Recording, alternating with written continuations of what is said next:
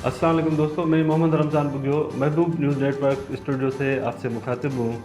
मैं आज आपको बताऊंगा कि आईएमएफ ने पाकिस्तान को कर्जा देने के लिए एक कड़वी शर्त रखी है। वो है पेट्रोल के ऊपर सेल्स टैक्स आयद कर रहे हैं 17%, जिसकी वजह से पेट्रोल की कीमत तकरीबन 39 रुपये बढ़ जाएगी और डीजल की कीमत तकरीबन 1 लीटर पे 40 रुपये बढ़ जाएगी। ये फैसला हुकूमत ने पेट्रोल मसनूआत पर सेल्स टैक्स की सूरत में किया है कि पेट्रोल मसनूआत जो भी हैं उनके ऊपर 17% टैक्स लगाया जाएगा। हुकूमत ने मुकम्मल तैयारी इसकी कर ली है और इसकी समरी वज़ीर ख़जाना को हुकूमत भिजवा रही है।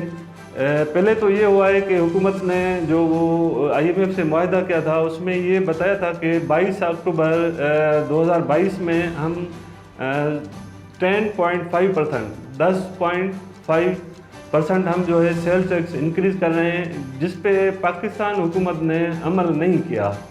अब देखते हैं कि हुकूमत ने जो तैयारी की है कि 17% हम इंक्रीज़ करने जा रहे हैं। जो भी पेट्रोल मसनूआत हैं उनके ऊपर सेल्स टैक्स आयद कर रहे हैं 17%।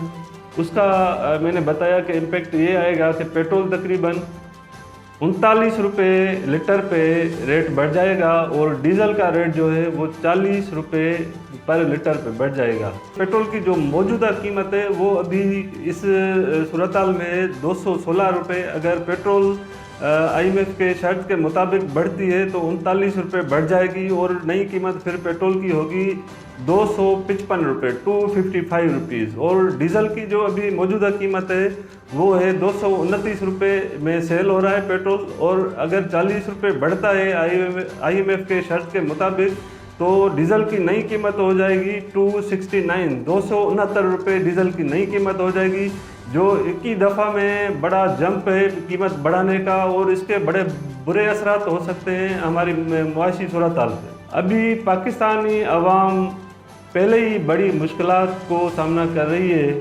जैसा कि हम देख रहे हैं कि आटा मार्केट में 150 रुपये किलो सेल हो रहा है और हर चीज़ बड़ी महंगी हो गई है। आवाम की अप्रोच से ऊपर हो रही है हर चीज़।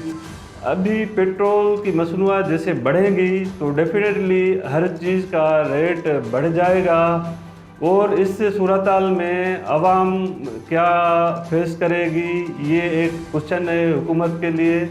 और देखते हैं कि हुकूमत इसमें 17% टैक्स बढ़ाने में कामयाब होती है या अभी भी इसको डिले कर देती है। अगर डिले करती है तो आईएमएफ की तरह से ज़्यादा जो इनको उम्मीद है कर्जा मिलने की, फिर वो उम्मीद ख़त्म हो जाएगी। फिर उसके असरात पाकिस्तान पे ज़ाहिर बात है वो भी एक बड़ा इम्तिहान है, पाकिस्तान बड़ी तकलीफ़ को फेस कर सकता है। हम आपको ये भी बताते चलें कि इससे पहले हुकूमत वज़ीर ख़जाना को हाई ऑक्टेन की कीमतें 17% बढ़ाने के लिए ऑलरेडी समरी भेज चुकी थी, जिसको वज़ीर ख़जाना ने रिजेक्ट कर दिया। अभी ये 17% जो सेल्स टैक्स की सूरत में पेट्रोल मसनूआत पे बढ़ाया जा रहा है, अभी ये समरी जाएगी वज़ीर ख़जाना के पास। अभी देखें उनका इसके ऊपर रद्द-ए-अमल क्या होता है। अगर वो इसको एग्री करते हैं कि आप 17% सेल्स टैक्स बढ़ा दें पेट्रोलियम मसनूआत पे, तो इसके असरात घूम फिर के फिर आवाम के ऊपर आएंगे। जो मैं समझता हूँ कि पाकिस्तान एक बड़ा डिसीजन ले रहा है। अगर 17% एक ही टाइम पे पेट्रोल मसनूआत पे बढ़ाता है तो फी लीटर पे जिस बंदे की नॉर्मल इनकम है, सैलरी पर्सन है, वो अपने अखराजात कैसे हैंडल करेगा, ये एक बड़ा सवाल है आवाम के लिए या हुकूमत के लिए।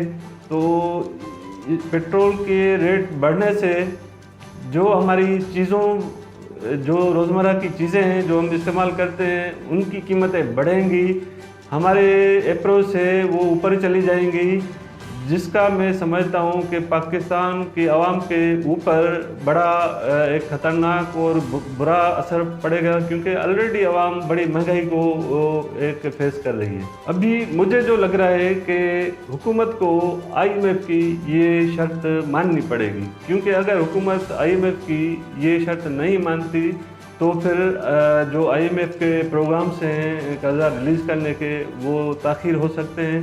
फिर उसके भी बड़े बुरे असरात जो है पाकिस्तान पे पड़ सकते हैं। आखिर में मैं ये कहना चाहूँगा कि हुकूमत पाकिस्तान को इस मैटर्स पे कड़ी नज़र रखनी चाहिए, क्योंकि एक गरीब बंदा जिसकी 500 रुपये डेली वेजेस है या 1000 रुपये डेली वेजेस है या जिसकी 20,000 तनख्वाह है, पेट्रोल बढ़ने से जो महंगाई का बम गिरेगा आवाम के ऊपर, उसको आवाम कैसे हैंडल करेगी। हुकूमत को इस बात पे भी सोचना चाहिए, आवाम के लिए सोचना चाहिए। और ये कहते हुए मैं चाहूँगा आपसे इजाज़त, इंशाल्लाह अगले प्रोग्राम में मिलेंगे। अल्लाह हाफिज़।